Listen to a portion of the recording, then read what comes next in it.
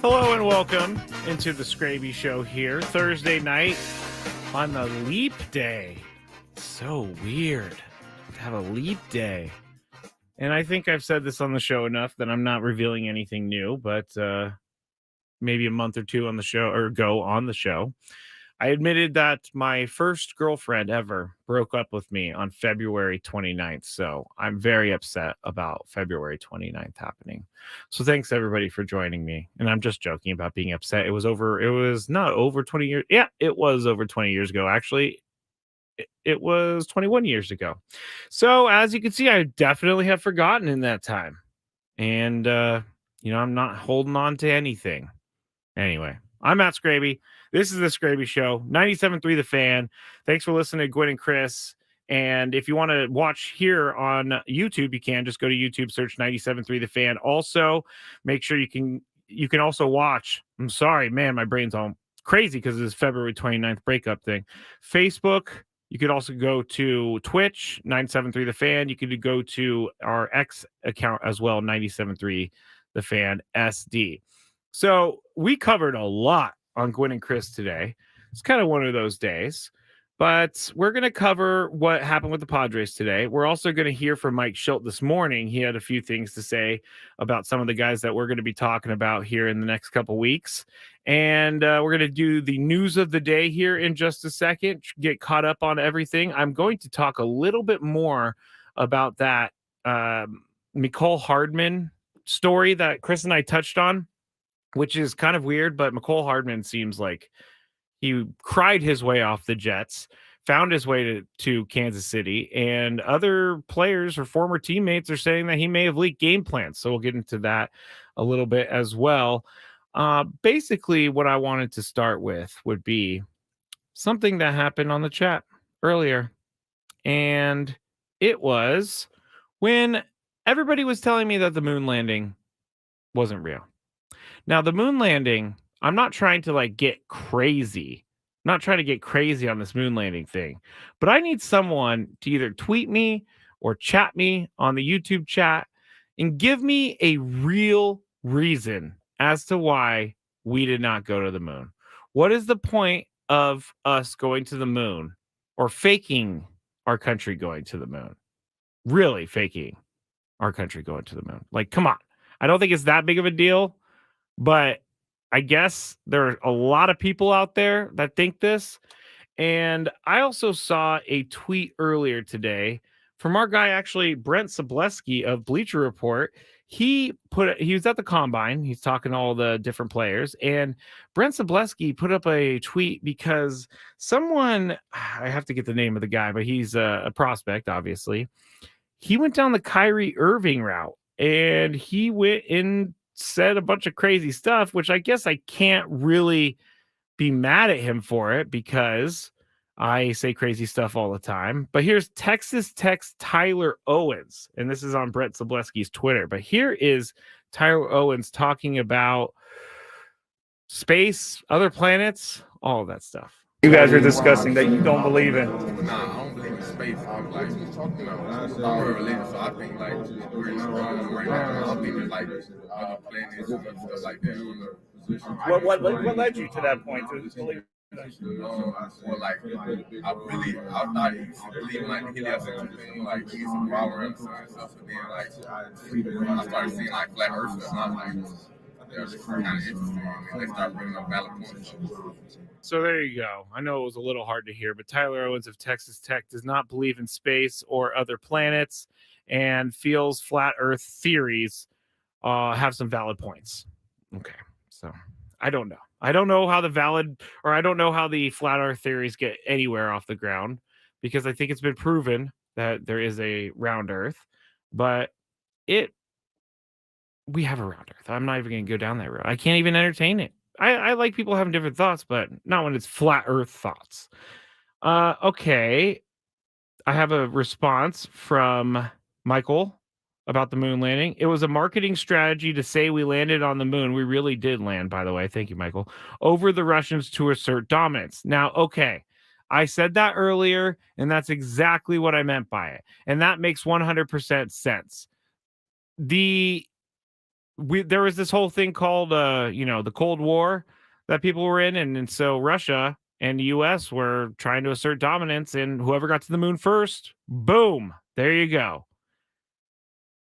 I think I buy that theory, Michael. I think that is the theory. But anyway, I'll stop with that now. I'll stop with all those crazy, stupid stories that no one cares about except for me.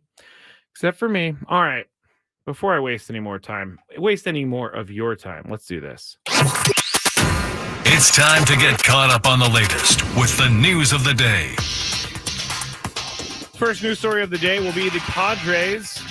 They ended up winning their game over the A's 5-3 today. And I know Chris and I talked about it in depth throughout the show, but I really, truly am excited about what I'm seeing here in spring training from the Padres. And I don't even care about the results of the game.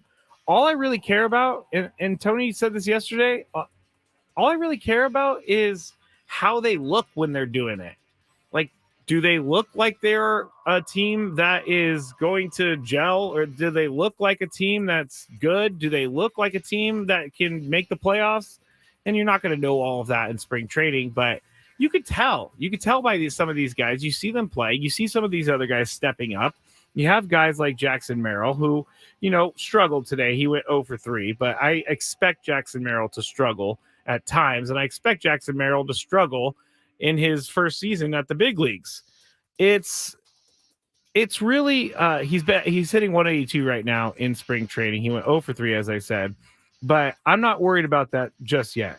Now you have guys like Luis Campusano. He had an RBI today. He was 1 for 3. He had a double that drove someone in.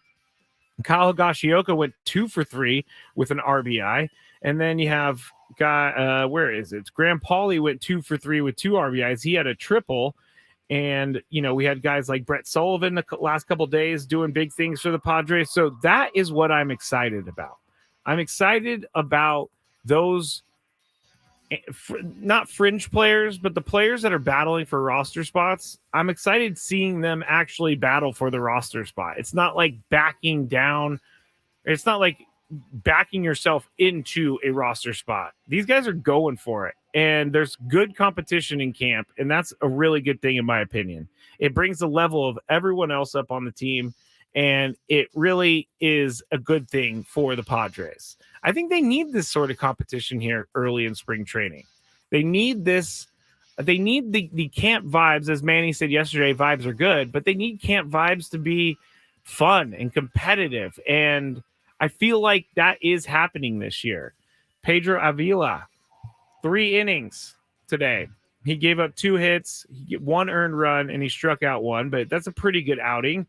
Only 1 run over 3 innings. And it's just spring. It's just spring. Eniel De Los Santos, who was acquired by the Padres from the Guardians, he went 2/3 of an inning. He did not have a good day. Gave up 2 runs. But then you have Adrian Morejon. He went an inning today. He only gave up a hit. And so stuff like that makes me feel like, even though it's a spring training, again, it makes me feel like everything's moving in the right direction. Woo-Suk Go, 1 inning, gave up a hit, struck out 2. So that's pretty good as well.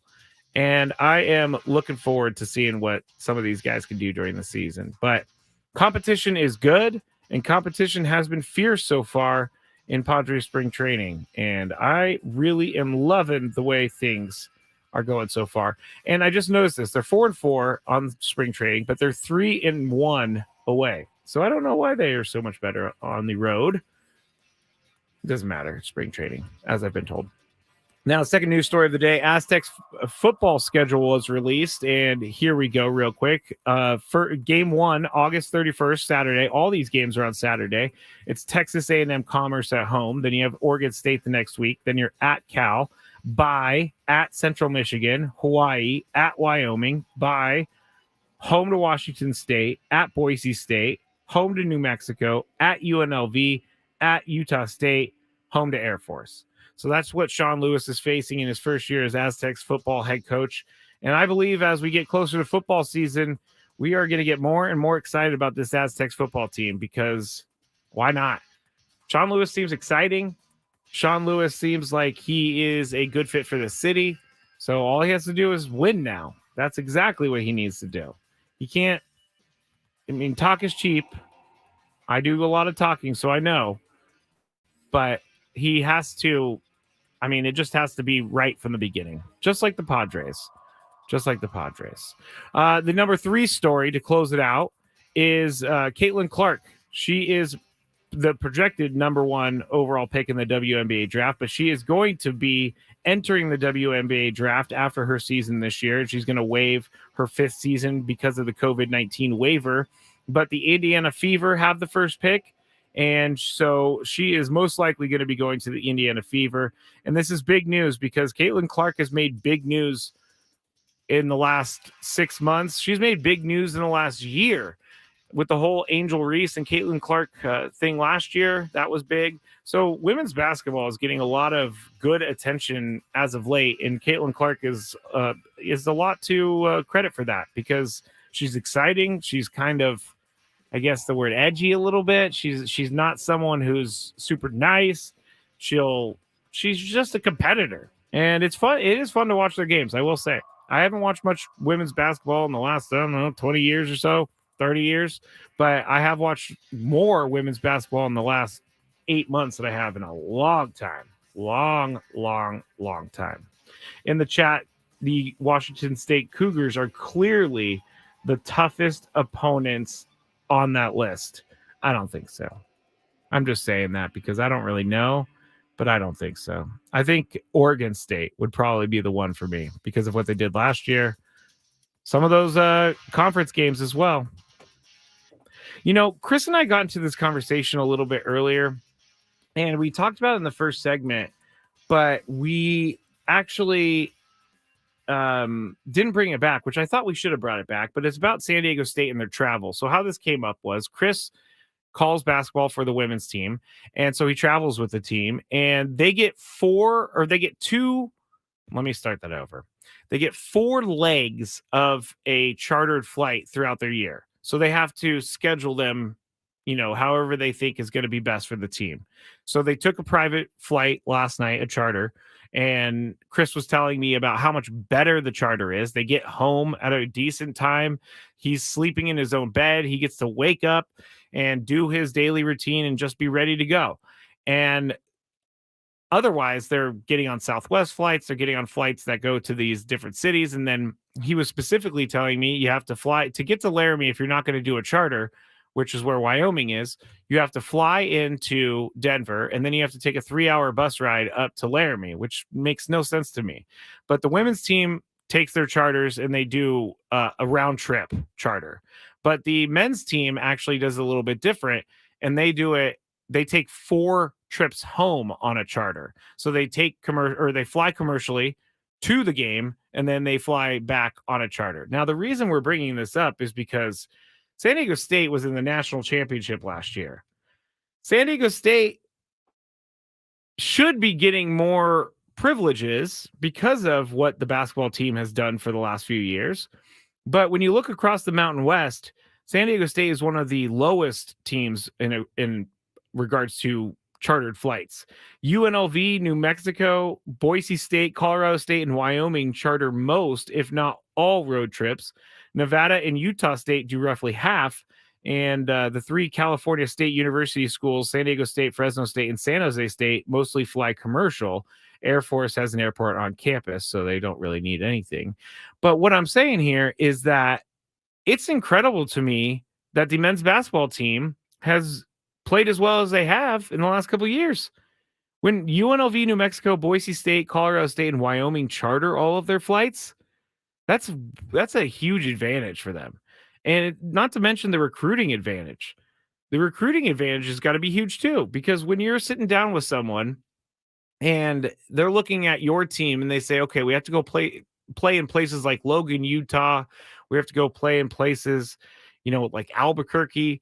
And it's not the most attractive thing to play in those cities, but if you get a private flight and you get to go right to your hotel room and you don't have to go through your security, I think that might be somewhat of a selling point down the road.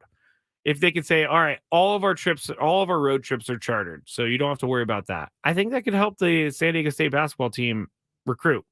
And it's a small thing. but I think that goes a pretty long or a really long way with some of these guys. I know that if someone told me I would have to spend less time traveling if I played for their school, I may actually, I may actually think about that. May actually change my mind a little bit.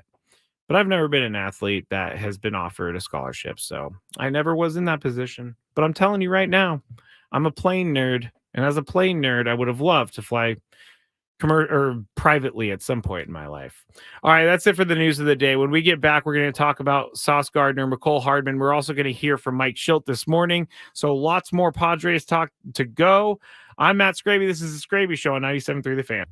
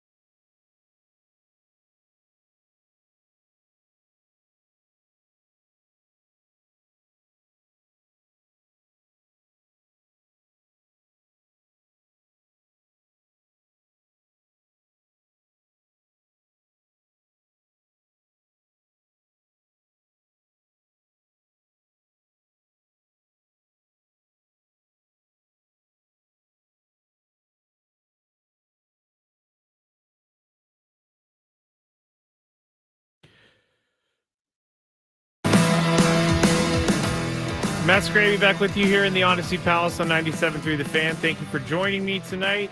If you want to follow me on social media, you can at Matt Skraby, MATTSKRAB as in boy Y. If you would like to follow the station on social media, you can at 97.3 The Fan SD. And, 97.3 The Fan SD. Yeah, that's right. Duh. Man, it's been a long week, everybody. And you could also go to our YouTube page, 97.3 The Fan. Make sure you subscribe to that. I've been seeing the subscriptions go up for the entire station, and that's awesome because we are going to provide a lot more video, or at least I'm going to try and provide a lot more video for everyone on the YouTube page. So just make sure you go there, YouTube 97.3 The Fan. You'll find it right there, and make sure you subscribe to it. Now, I've been getting a little pushback on the flights that I was just talking about, the chartered flights. Some were saying that the reason that some of these schools will always charter their flights is because they have, airports that make sense for it. Like their airport isn't big enough or the airport is too small, so they have to fly commercially. But in the end, they still have to pay for those flights. Chris was saying that they need $1 million per year to charter all the flights for the Aztecs. And I think, obviously that's a lot of money, but at the same time, $1 million in the scheme of things with a team that's going to the national championship is not that much money, in my opinion. I really, I think that the Aztecs should be chartering more flights, and I think that San Diego State needs to find more money for them. Chris had a great idea, though. Why don't you just find a booster that wants to donate $1 million for the charter fund? Because the football team charters all their flights, and I know that they only go 5 days a year they fly. But at the same time, they have to bring a lot more people, a lot more equipment. So I don't really understand why it's so much easier for them to fly. Now, getting all of them on a commercial flight would be incredibly hard. And there's got to be over 100 people that travels with that team. And I wouldn't see them being able to buy 100 tickets. It's just way cheaper for them to charter the flight. I get it. I do. But it just doesn't make any sense to me that the team that was runner-up in the national championship last year is hoofing it to the airport. And I know this is all just really, it's all just first world problems, to be honest. That's exactly what it is. First world problems. All right. Mike Schilt, Padres manager, this morning he was asked about Jacob Marcy. He was asked about other young players, Graham Pauley. So here's the first one I want to play. Mike Schilt was asked by the media what he's seen in camp so far from Jacob Marcy. Yeah, he's been great. He made a really nice running play yesterday, and he's taking good at bats as advertised. The guy really knows the strike zone. As advertised, the guy goes about it the right way, plays really hard, plays smart. I like the fact he's looking for his bunt game and the right opportunities, and he's playing a nice defense. So he's doing everything he can. Those left-handed bats are pretty valuable. Him and Paulie too, I guess, to have those kind of guys. Yeah, listen, it's about balance in this game, and it's good to have a balance of righties and lefties. So Jacob Marcy is one of those guys that I find pretty interesting because it seems like he is, I guess, further behind in his development than Jackson Merrill. But AJ Casville was writing last week that he could see Jacob Marcy and Jose Azocar platoon in center field. And I'm not sure. I'm not sure if the Padres are going to do that. I don't think that Jacob Marcy is going to be on the opening day roster, but I do think at some point, if he's killing the minor leagues, then he could come up and make a difference. But I'm not necessarily thinking that they're going to put Jacob Marcy on the opening day roster. Again, not ruling it out for the rest of the year, but they do like him. He was the Arizona Fall League Arizona Fall League MVP. So that's a good title to have. But I think more and more the Padres need to see more from Jacob Marcy before they go and give him a spot on the opening day roster. And as I always say, now that I've said he's not going to be on the opening day roster, he's going to be on the opening day roster. That's just how it works with me.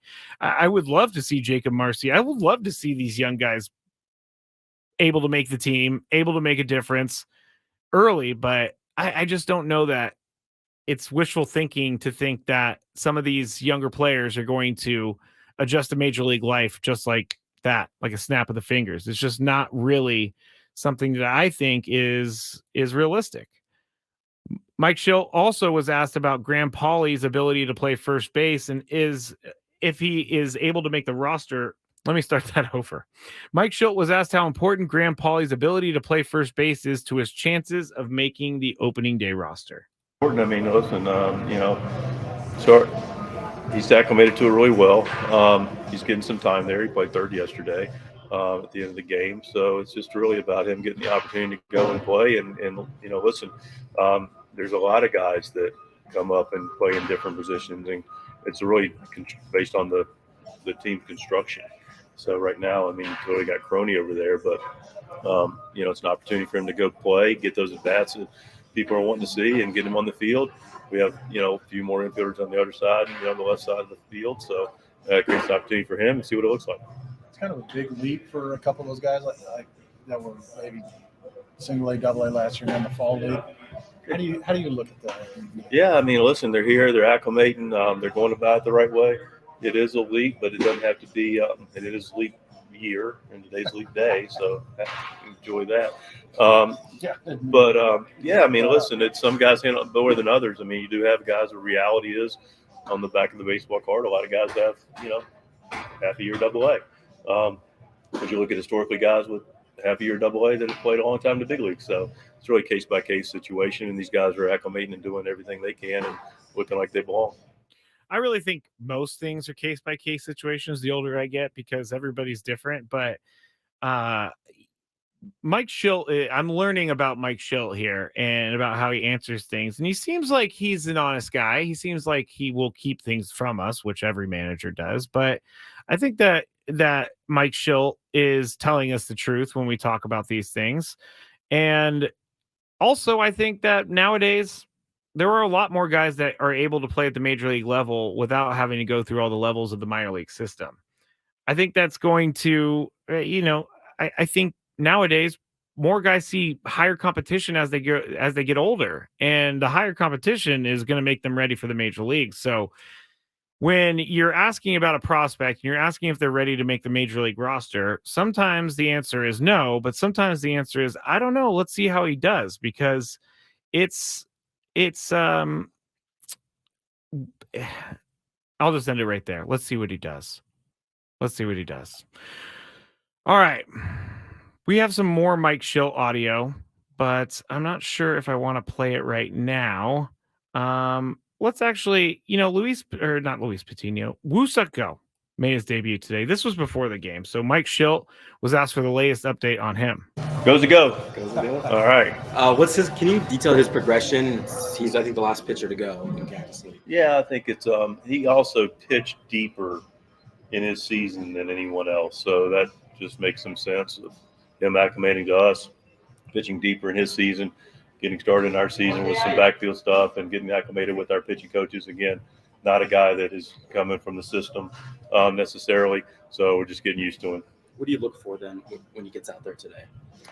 Similar thing we talked about with Avila, be able to execute, repeat pitches, be aggressive, and just be consistent with this arsenal. Well, we know the results of everything, and Woo-Suk Go had a nice day in his debut. He ended up going, I'm just making sure I have the correct numbers. 1 inning, he gave up a hit, and he struck out 2 in his debut. So not bad for him. Glad to see things like that going in the right direction. We still have to talk about Sauce Gardner and Mecole Hardman. So why don't we do that on the other side? And then there's another question that I want to ask everyone. It has nothing to do with sports, but it is, I guess, kind of a fun question. So we'll get into that when we get back on the Skraby Show on 97.3 The Fan.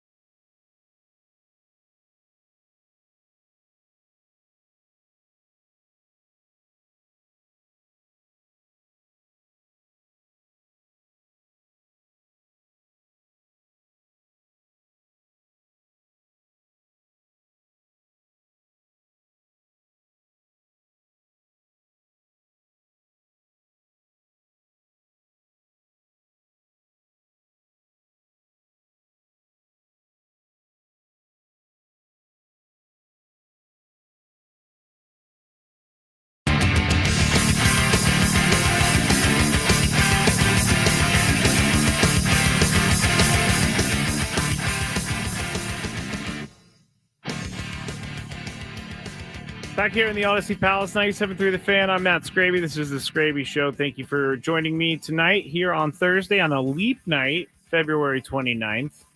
I will refrain from making any corny jokes. We're going to talk about Mecole Hardman here in just a second, but I wanted to get that question out that I'm seeing on the YouTube chat. You can join the YouTube chat. It's always poppin', as they say. I'm not cool enough to say poppin', but I just did. And it's always got some good stuff on there. There's a good little community growing on the Skraby Show chat. So thank you to everyone on there. Anthony, Brock, Michael, Annabelle, Castro, Evan the Cat, Maria, M. McKee 23. I know I'm forgetting people, so I'm sorry if I did not mention you, but you know that I love you if I didn't mention you. You know it. I know it. Anyway, the question was, and I believe it came from Anthony. It's a very random question, but it's also one of those questions that I think is my wheelhouse. I'm good at these. I could argue about these for days.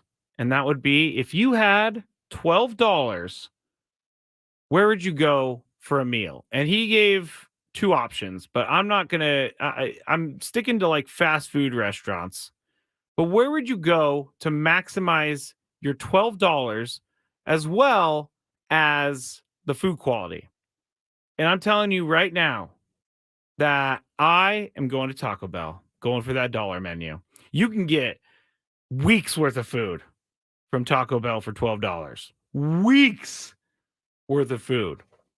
I don't know if anybody's been to Taco Bell lately. Taco Bell is not bad, and I haven't been in quite some time. Now that I'm talking about it, there's a Taco Bell right down the street. I may have to go get something from the dollar menu later. But yeah, Taco Bell is pretty good for the $12. Also, I guess the McDonald's dollar menu is pretty good. A lot of these fast food restaurants now have good value meal or value menus. They have a lot of options. And let me give you a little hack. Here's the hack. The hack is to download the apps of these restaurants. Because if you go on the apps, and I'm just going to talk randomly about the McDonald's app because that's the one I've used before. But the McDonald's app has lots of deals. So I remember at one point there was a deal where you can get any size fry you want for free if you purchase something for at least $1. So it's like I used to go get iced tea and then I would get a large fry and it would only cost me like $1.29. It was great. But you have to have the app to do that. And the app, using the app in the drive-thru is kind of weird because they give you a code. It's strange. And sometimes my code's not right. It's a big disaster. But you can really get some free food from these places if you have an app that you order from. Anthony was saying his goal for this whole thing, he wants to say that Panda Express is superior with the $12. I haven't been to Panda in a while, but last time I went to Panda Express, I don't know that $12 is covering much these days. Panda Express is kind of expensive. I'm not calling out Panda Express. Everything's really expensive these days. Michael Fry says this segment sponsored by SD Fat Loss. It's not sponsored by SD Fat Loss, but the fact that I am even in a place right now where I can eat fast food and not have to worry about gaining 500 pounds, then I'm in a good place, a really good place. All right, Mecole Hardman. Chris and I talked about this earlier, and I kind of think this is going to be a story that keeps blowing up and blowing up and blowing up because Chris made a point that I didn't even think about. And that point was the NFL, if indeed, so let me start over. Let me start from the beginning. Mecole Hardman started the year on the Jets, and he was not a happy camper on the Jets whatsoever. He did not like being there. He thought the coaching staff was awful. So he went on the podcast, The Pivot, and he made some comments about the Jets. And he said, basically, the defense is in a better spot than the offense because the defense has the good coaching staff and the offense. Basically, their plan was let Aaron do his thing, Aaron Rodgers. Let Aaron Rodgers do his thing, and the rest will follow. Well, that plan went out the window in the first 4 plays of the season because Aaron Rodgers tore his Achilles on like the 3rd or 4th play of the season. And so that went out the window, and then they didn't really know what to do. Mecole Hardman had a tough year. Zach Wilson was his quarterback. But you're finding out things from Mecole Hardman. And when you take what he said and you're like, wow, that is really bad.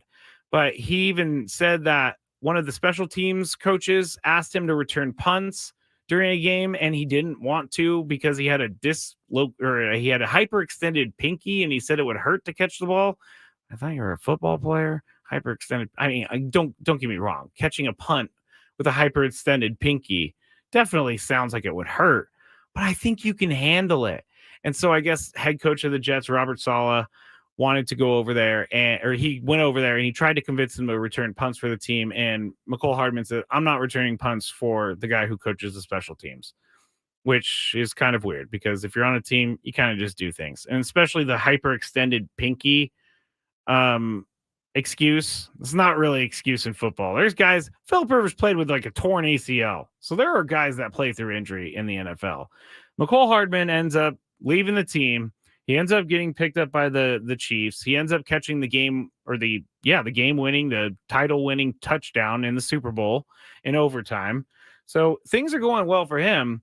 But after he did this podcast, Jets former teammates were not happy with him, and they decided that they were going to talk about things that Mecole Hardman did not bring up on the podcast, which is that he allegedly leaked teams' game plans to the Kansas City Chiefs and the Philadelphia Eagles before games.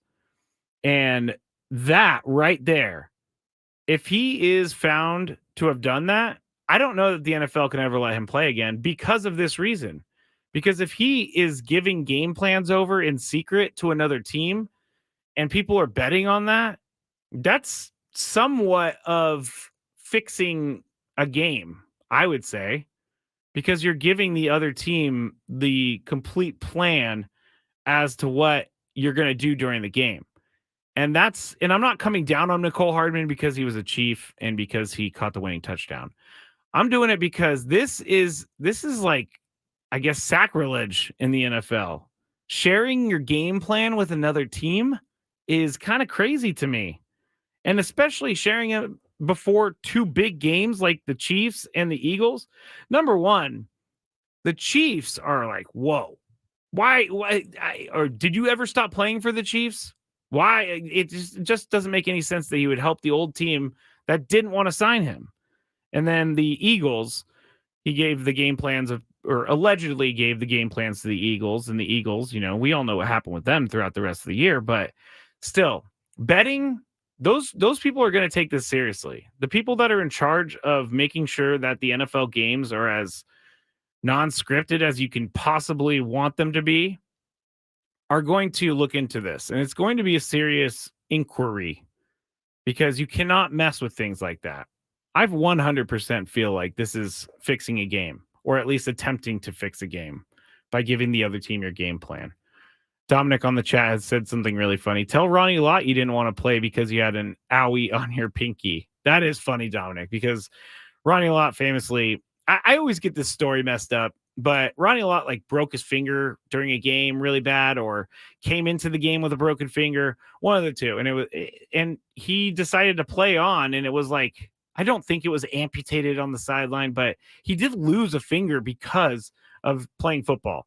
So yeah, Mecole Hardman, I don't think you need to lose your finger or lose your pinky, but come on, be a little bit tougher, I think.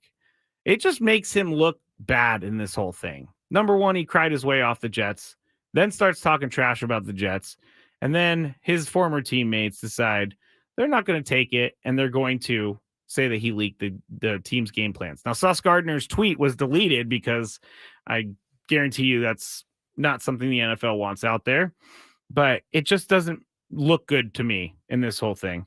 And if you're the teams that took the game plans, like Chris earlier was a little bit more upset with the teams that took the game plans over the teams or over Mecole Hardman giving out the game plans. And I don't agree with that. If I'm another team, I mean, teams are always trying to get ahead. And if I'm another team, why wouldn't you take a look at the game plan if someone's going to give it to you? You're really going to say no to someone's game plan? Now, if it was something like, I think, there was a catcher at one point who had a wristband, who had all the different pitches on there, and it fell out. The wristband fell out and it was on the ground, or the card fell out and it was on the ground. And so someone found it, brought it back to the opposing dugout. But in the end, that team gave the pitch card back. And so they were the honorable team, and they didn't look and they didn't want to cheat and all that stuff. But I don't, and in that case, I think it's a little nefarious of a team to try and cheat because the card just fell out of his wristband or whatever. But this is a player allegedly actively giving game plans to other teams. I think that's 100% different because it's his choice to give those up. It's not like the teams broke into his house and stole them. It's more like he wanted to, I guess, make his own team look bad.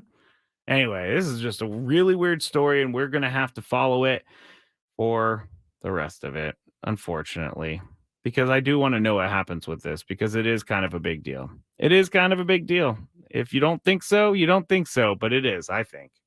John Heyman, he is a New York Post writer. He's also a baseball insider, and he does stuff with Bleacher Report. And he was doing his little update on things going around baseball today. And here's what he said about Blake Snell and what he's asking for in a contract. There was some news today, or a couple days ago, with Blake Snell, as I reported in the New York Post.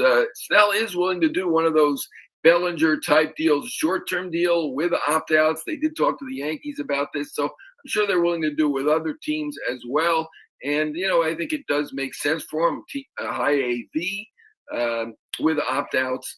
The issue for the Yankees with a short-term deal is the high AV means a higher tax. That's really the big issue. But certainly, if you give them opt-outs after year one, and you've given up draft choices to sign him, that isn't a question as well. So he's saying that Blake Snell would have been okay with accepting something that like Cody Bellinger got, but I'm not sure. And then he goes on to say the Yankees wouldn't like that because it would be a higher AAV and then they would be over the luxury tax. And I just don't. And I guess the way you get around that is by deferring money or something. I don't know. But I don't really think that Blake Snell is, and I know we see it in the chat a lot, and I see it from our guy Evan. He really, really wants Blake Snell back with the Padres. He said basically, I think I'm putting words in his mouth, but I think I'm almost spot on. It's a travesty if Blake Snell does not come back to the Padres. I don't really feel that way. I don't. I feel like Blake Snell would be great back on the Padres, but I just cannot see myself giving a guy like, a good pitcher, a great pitcher like Blake Snell, a long-term contract worth a lot of money, because I just don't know when it's going to fall off. I don't know when things are going to go down the tubes. And then you're stuck paying some guy $30 million when he's 38, 39 years old, and it's just a waste of money for you. It's not, we talk about teams wasting money all the time. Specifically, I'm talking about college football.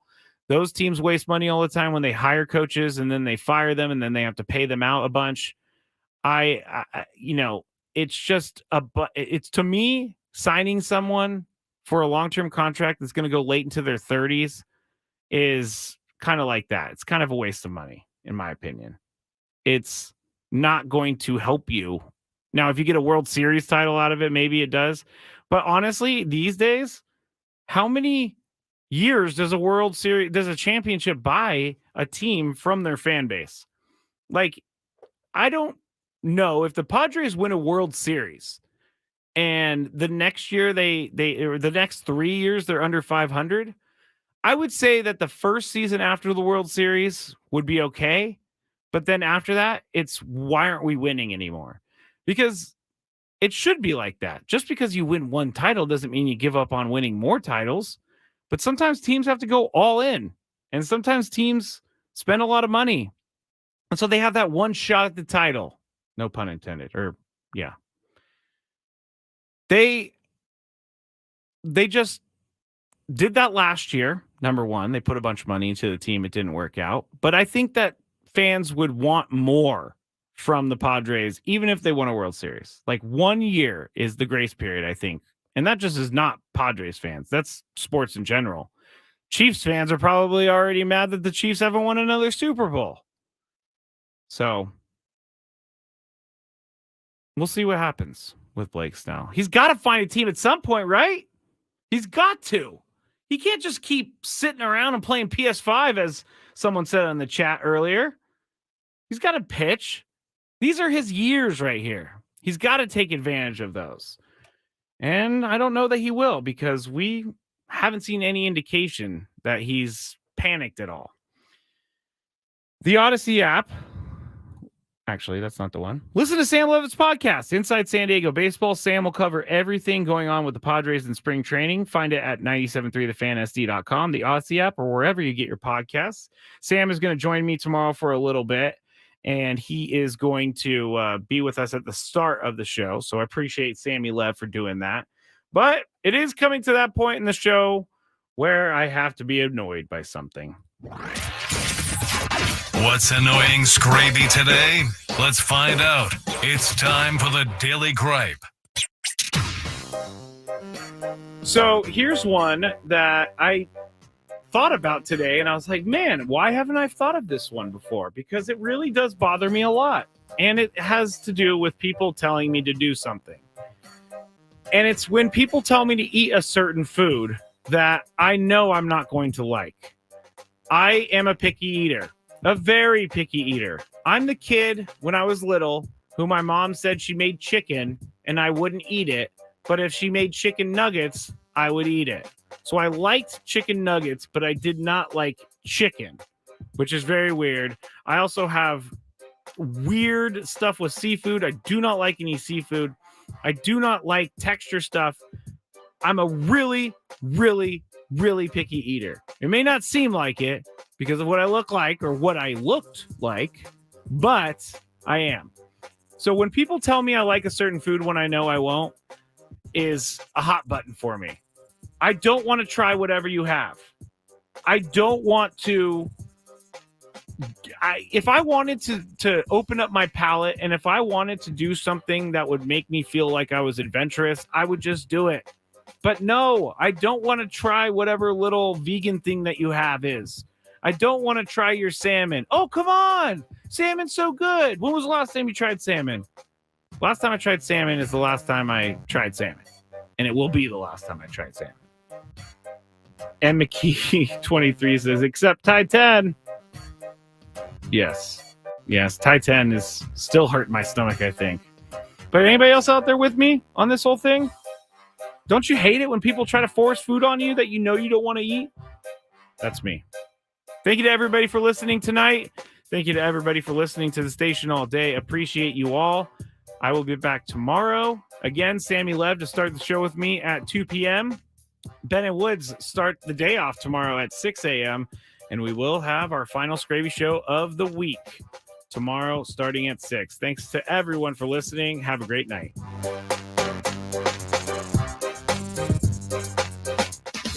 Quinn and Chris on the Fan. We are flying through the week, and Chris and I are going to keep you up to date on what